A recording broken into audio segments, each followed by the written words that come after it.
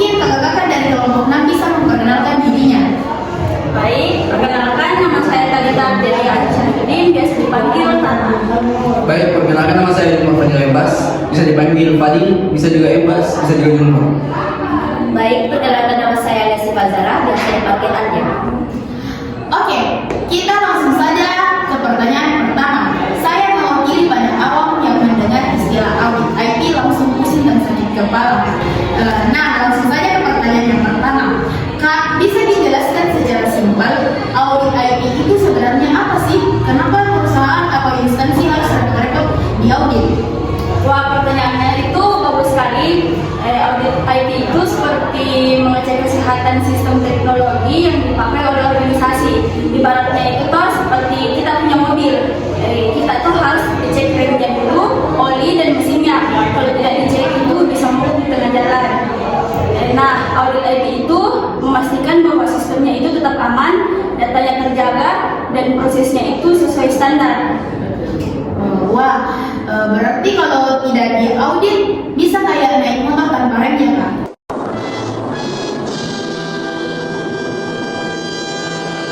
Ya, betul sekali. Tiba-tiba crash dan tidak tahu kenapa bisa crash. Nah, audit itu mencegah sebelum kejadian. Menarik sekali jawabannya ya Kak. Mungkin langsung saja ke pertanyaan yang kedua. Apa sih itu COVID dan skala maturity? Baiklah, saya akan menjelaskan apa itu COVID. COVID itu adalah singkatan dari Control Objective of Formation and Relay Technology. Bahasa gampangnya itu seperti panduan biar sistem IT perusahaan bisa dikelola dengan benar. Salah satu hal penting dalam COVID adalah kita bahas hari ini yang dimana itu skala maturity atau tingkat kematangan sistem IT. Bayangkan saja ketika kamu mempunyai bisnis online, kalau sistem pemesanan, pengiriman dan datamu itu masih asal-asalan, itu artinya maturity level kamu masih rendah. Oh, jadi kayak level game ya Kak? Betul sekali Kak. Di dalam COVID, skalanya itu ada 6 level. Yang pertama itu level 0, non-existence, proses sebelum ada sama sekali. Yang kedua itu level 1, intial atau ad hoc, ada tapi semua root dan tidak konsisten. Dan yang ketiga ada level 2, reputable atau reputable but intuitive, sudah mulai teratur tetapi belum terdokumentasi. Level ketiga definite atau proses sudah terdokumentasi dan distandarisasi. Yang kelima itu ada level 4, manager and measurable, proses dikontrol, dimonitor dan ada ukuran kinerjanya. Dan yang keenam itu level 5, optimize, sudah optimal pakai teknologi dan terus ditingkatkan.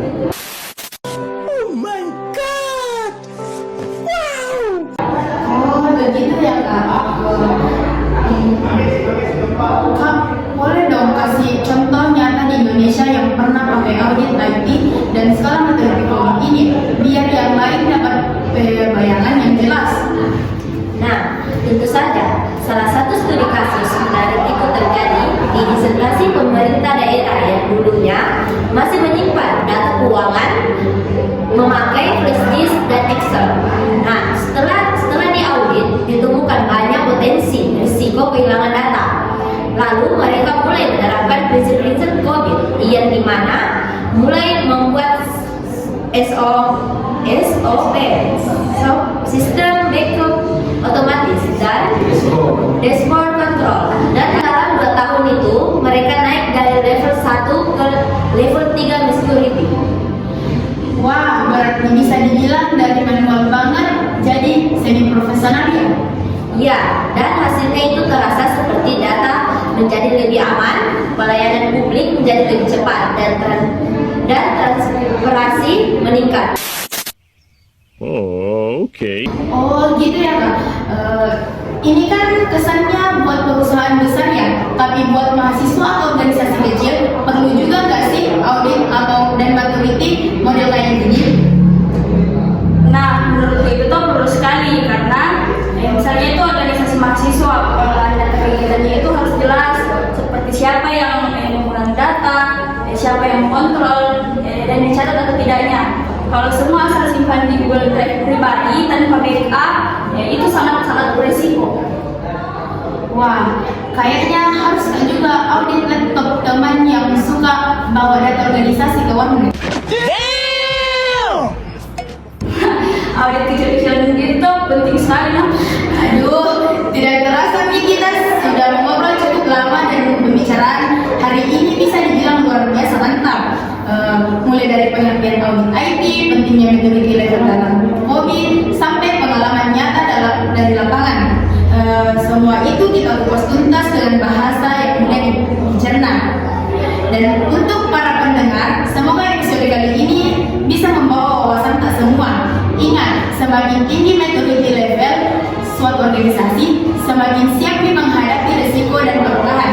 Audit itu bukan mencari kesalahan, tapi mencari cara supaya lebih baik. Benar sekali. Saya harap semua yang dengar hari ini bisa mulai sadar akan pentingnya tata kelola TI yang baik. Jangan menunggu error dulu baru bergerak. Audit IT dan COVID itu bukan cuma buat perusahaan besar, bahkan UMKM yang pakai sistem kasir digital pun harus mulai berpikir soal tata kelola. Pokoknya, kalau teknologi sudah dipakai, tanggung jawab untuk mengelolanya juga harus naik. Sistem canggih, tapi cara mengelolanya asal-asalan, itu sama saja seperti pakai motor baru tapi remnya belum. Pas sekali itu perempuannya Kak. Oke, sekian dulu podcast kita hari ini. Terima kasih buat semua narasumber atas waktunya dan juga buat pendengar yang setia menyimak sampai selesai. Jangan lupa follow, like, dan share episode ini kalau dirasa bermanfaat dan seperti biasa. Teknologi udah canggih, tapi kita harus bijak